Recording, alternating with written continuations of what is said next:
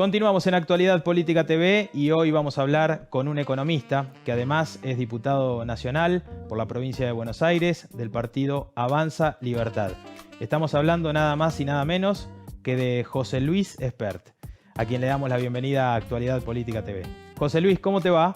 Hola, muy buenas tardes, ¿cómo les va? José Luis, arranco preguntándote, esta semana la secretaria de Energía, Flavia Rollón, presentó lo que será la nueva segmentación de tarifas en la República Argentina. Vos que sos un economista de una larguísima trayectoria, a priori, ¿qué opinás sobre la nueva segmentación o el plan que presentó la nueva secretaria de Energía?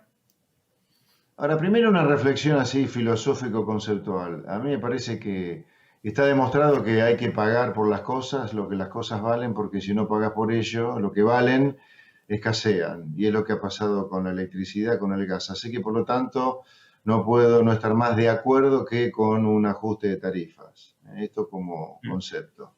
Ahora, después tengo infinidad de críticas al aumento que se ha decidido. Uno es que no veo de la clase política, y me incluyo en ella, ningún atisbo, ningún anuncio de contención del gasto público verdadero, no de los subsidios solamente, como para empatizar con una sociedad que está directamente diezmada por la inflación, la inseguridad, la falta de empleo, la falta de crecimiento, no llega a fin de mes, la pobreza crece y la miseria también. La verdad que la política debería haber acompañado este gesto. Yo como diputado lo que propongo es, si lo vamos a reventar la cabeza a la gente con un tarifazo como el que se avecina, es un aumento de tarifas importante para aquellos que no se anotaron para los subsidios, estamos hablando de más de 4 millones de personas. Bueno, la política que no ha hecho nada bueno en estos años, deberíamos habernos ajustado nuestros salarios, el gobierno debería haber anunciado un cierre de ministerios que no sirven para nada, etcétera. La segunda crítica que le haría es, miren, esto de andar estigmatizando a la gente que vive en barrios supuestamente ricos porque reciben un subsidio, la gente no tiene la culpa de eso, es una decisión del gobierno haber decidido subsidiar a barrios que son pudientes. Y además, tercera reflexión, las tarifas no están para redistribuir el ingreso, para eso están impuestos las ganancias. Las tarifas se cobran en función de lo consumido, cuanto más consumís, más pagás, seas rico, seas pobre, etcétera. Si vos querés subsidiar, bueno, en función del consumo, independientemente del consumo, perdón, es otra cosa. Pero andar estigmatizando a los ricos porque reciben subsidio me parece una cosa horrenda. Es más, yo diría, a ver cuántas de las casas de los que han anunciado esta baja de subsidio no son en barrios ricos también, ¿no? Ahora, José Luis, Macri, cuando fue presidente, quiso hacer algunas modificaciones en lo que es los subsidios en la República Argentina, quiso hacer la reforma previsional y mal que mal le costó la presidencia. Recuerdo cuando le tiraron 14 toneladas de piedra en el Congreso. ¿Vos creés que en esta oportunidad un gobierno peronista va a poder implementar esta quita de subsidios y aumento de tarifas por consecuencia? Yo creo que va a ser difícil, muy difícil. ¿Por qué? Primero, porque se anuncia de manera escalonada, con lo cual va a dar tiempo a rearmarse contra el ajuste de tarifas después de que se conozca la inflación de agosto, a mediados de septiembre, que va a ser una inflación que no va a ser menos que la que fue durante julio, entre el 7 y 8%. Vamos a ir a una zona de reclamos cada vez más fuerte en materia social, ya lo mostró el pasado jueves la CGT con su acto, las organizaciones sociales participando marginalmente del acto de la CGT también.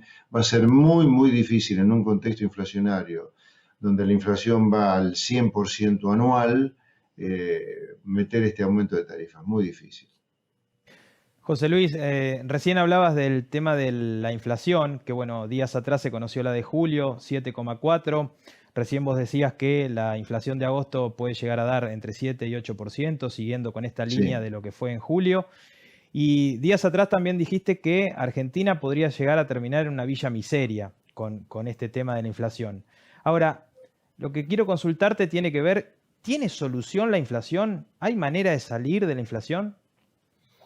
Sí, yo te diría que la inflación tiene solución. No diría que es una solución fácil, como dijo Macri en campaña, pero Yo te diría, lo raro en el mundo hoy es que haya países medianamente civilizados como Argentina con inflación. Fíjate los países con inflación similar a la Argentina, son países o en guerra o destrozados como Venezuela por un conjunto de dementes conducido por Maduro. Lo raro es que haya inflación en el mundo, lo raro es el caso argentino.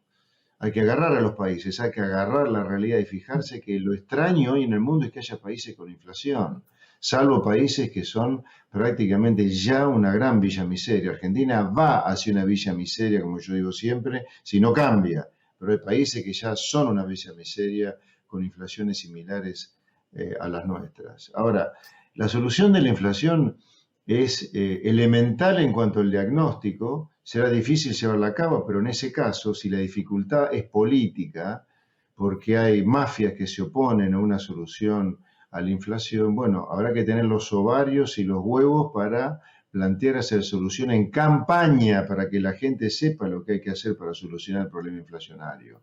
Pero el problema inflacionario ya está premiado por un Nobel de Economía en el año 76 y ya fue probado en el mundo que es un problema monetario, de exceso de oferta de dinero. O sea, se ofrece más dinero desde el Banco Central que el dinero que la gente quiere tener en su bolsillo. Cuando hay exceso de oferta de dinero, así como cae el precio de la papa cuando hay exceso de oferta de papa, en el caso del dinero, si sobra dinero porque se demanda menos de lo que se oferta más de lo que se demanda, cae el poder de compra del dinero y de esa manera hay inflación. Entonces, la conceptualización del problema es muy simple. Será difícil hacerlo, pero por las mafias que lucran con la inflación. El problema de Argentina es, más que de diagnóstico y hacer las cosas, es las pelotas que tenés que tener para hacer las cosas. Enfrentar a los sindicatos para una reforma laboral, enfrentar a la mafia política para reducir el tamaño del Estado, enfrentar a la parte de los empresarios, la pequeñísima parte que es una mafia directamente nombrada en los cuadernos de la corrupción para abrir la economía del comercio y que las cosas no salgan un ojo de la cara como acá. Acá un auto te sale como un transatlántico, una remera, un calzón como un BMW. Bueno, hay que enfrentar esas mafias empresarias que viven de vendernos todo caro acá cuando fuera se consigue mucho más barato. José Luis, vos recién hablabas de huevos, ovarios y pelotas para poder encontrarle una solución de fondo a muchos de los problemas que tiene la Argentina. Somos un país que durante muchos años nos acostumbramos a no pagar por la energía, a no trabajar porque tenemos planes sociales. ¿Vos crees que es más cultural o político el tema? Y yo te diría, no por ser ambiguo, sino porque creo que estoy convencido que es cultural y es político. ¿Por qué es cultural? Porque ya a esta altura forma parte del ADN nuestro que de haber pasado del sueño de mi hijo el doctor al sueño de mi hijo el empleado público al sueño de mi hijo el planero. Es una degradación de los sueños, esto es cultural. La cultura de si no proteges a la industria de la competencia importada, no tenés industria, no tenés trabajo, no tenés salarios, es un problema cultural. Es una gran falencia, es una fisura cultural. Ahora, también es político, porque te repito, acá tenés una pequeñísima parte de la clase empresaria, no más del 5 o 10%, pero sí con el suficiente poder para imponer que el resto de los pobres empresarios y comerciantes se fundan, vendiendo todo caro lo que afuera es barato. También es político porque hay una parte de la política la que se niega a reducir la cantidad de ministerios, la que se niega a sesionar. Hoy el Congreso está parado, pero nadie hace demasiado para que sesione. La política que se niega a cobrar impuestos razonables, es político también. También es político y casi mafioso en este caso no cambiar las leyes laborales. Es una cosa inexplicable que Argentina, con 8 millones de trabajadores totalmente precarizados, no pueda cambiar sus leyes laborales, porque las mafias sindicales te lo impiden. Lo que hay que hacer como político que tiene huevos y ovarios es ir y escrachar desde el punto de vista público, no con escraches tradicionales, sino con escraches ideológicos, conceptuales, ir al debate. Pero, ¿por qué un sindicalista no te quiere cambiar las leyes laborales cuando los trabajadores sufren estas leyes laborales? Por lo tanto, hay problema político y hay problema cultural. José Luis, recién decías, hacías mención al sueño de mi hijo el planero. Yendo a los planes sociales, porque todos los días vemos marchas en la ciudad de Buenos Aires, reclamos al Ministerio de Desarrollo Social, al gobierno en general, en realidad. ¿Qué hay que hacer con los planes sociales? ¿Hay que convertirlos en empleo? ¿Hay que eliminarlos definitivamente? ¿Qué te parece? Yo diría, hacia adelante el anuncio debería ser no hay más planes sociales. Ahora vos tenés hoy un Estado que mete cerca de 20 millones de cheques todos los meses para pagar algún beneficio llamado plan social. No quiere decir que haya 20 millones de personas, sino que hay, como hay mucha gente que recibe más de un beneficio, no hay 20 millones de personas viviendo de planes, pero sí hay 20 millones de beneficios que se emiten todos los meses. Esto hacia adelante tiene que ser no más de 20, cero hacia adelante, cero nuevos va. Y con los 20 lo que tenés que hacer con estos 20 millones y pico de cheques que se emiten todos los meses, tenés que hacer primero una gran auditoría y llevar a cero los que son truchos. Hay algo de truchada en esto. Y para los que no son truchos hay que condicionarlos en la duración del tiempo, condicionarlos a que la gente termine su primaria, su secundaria, su estudio terciario. Con respecto al trabajo, ahí para convertirlos en trabajo no hay magia. Lamentablemente, muchísima gente que está recibiendo un plan, que ha quedado fuera del sistema por culpa de la sucesión de crisis argentina, es un carpintero que ya no tiene viabilidad, es un gasista, es un ingeniero, personas cuya actividad ha sido completamente destruida por tanta crisis, al cual hay que formarla, capacitarla, calificarla para que pueda ser apta para un trabajo en el sector privado. Y eso puede demorar años. No hay solución mágica a transformar planes sociales en trabajo, ¿eh? Pero hay que encararlo a esto, pero con decidido ahínco, con total contundencia. Pero esto hay que hacerlo. Pero no hay solución mágica. Luego creo que también hay que cortarle por completo el chorro a las organizaciones sociales. Cero plata a las organizaciones sociales. La plata tiene que ir al beneficiario del plan. Hay que desmantelar por completo la Secretaría de Economía Social de Pérsico. No puede ser que tengamos piqueteros que violentan la Constitución, que violan el Código Penal adentro del gobierno, ¿viste? Y con respecto a cortar la calle hay que ser muy claro. Construyámosle el quilombódromo a los piqueteros, pero que esté completamente determinado con el uso de la policía, de los camiones hidrantes, pero no puede ser que se sigan cortando las calles como se están cortando. Así como hay derecho a peticionar, hay gente que tiene todo el derecho instaurado por la Constitución a transitar por las calles que hoy están cortadas por completo durante días y días por los piqueteros. Esto se tiene que terminar. José Luis, hablando de los cortes y de los piquetes, otro de los grandes temas de la semana fue la marcha del pasado miércoles que llevó adelante la CGT. No se sabe muy bien por qué marcharon. Uno decía que era contra los formadores de precios, otro casi que le echan la culpa a Macri por lo que marchaban. Y se vieron imágenes de todo tipo, de la típica parafernalia peronista de cuando marcha la CGT.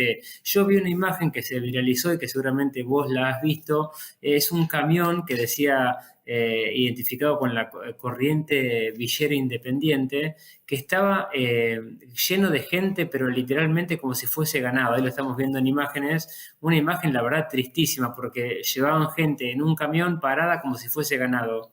Cuando vos ves ese tipo de imágenes de lo que pasa en la capital de la República Argentina, ¿qué sensación te queda?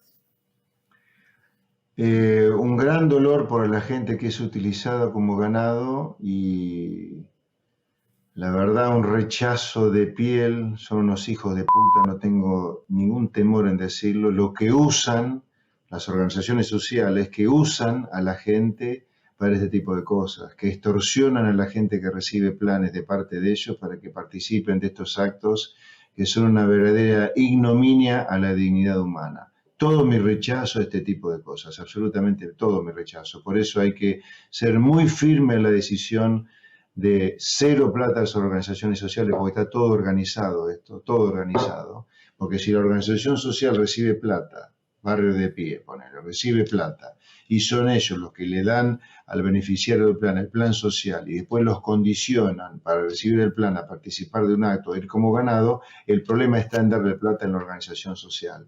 Por eso digo, 0 pesos las organizaciones sociales, auditoría de los planes sociales, eliminar los truchos y los que no son truchos, que estén condicionados en el tiempo, condicionados a terminar la escuela, la formación y capacitación para que con el tiempo puedan conseguir un empleo en el sector privado. José Luis, te llevo un poco más al tema de la política. ¿Cómo no? Alberto Fernández esta semana que pasó dijo que Argentina se está recuperando a nivel económico y que está creciendo. ¿Vos creés que el presidente sabe en el país que vive?